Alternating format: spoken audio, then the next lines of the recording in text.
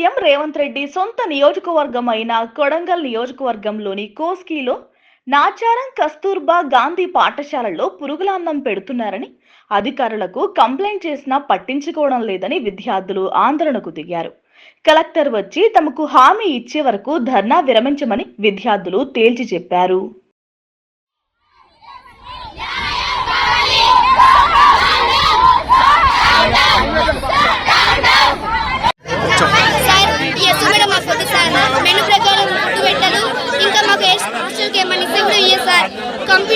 Computer ఇంకా నాకు రాలేదు సార్. ఇంటికైనా సరిగా అన్నం తినమని హాస్టల్కి వస్తే హాస్టల్ కూడా సరిగా పెట్టారు చూడండి సార్. అసలు ఏం చదువుకు చెప్పండి సార్.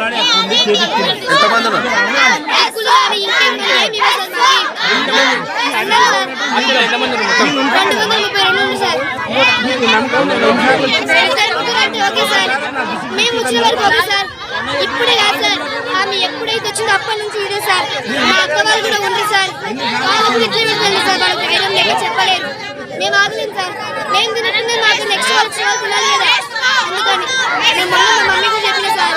మా మమ్మీ చేయమని ప్రిపేర్ చేసింది సార్. Please subscribe .news.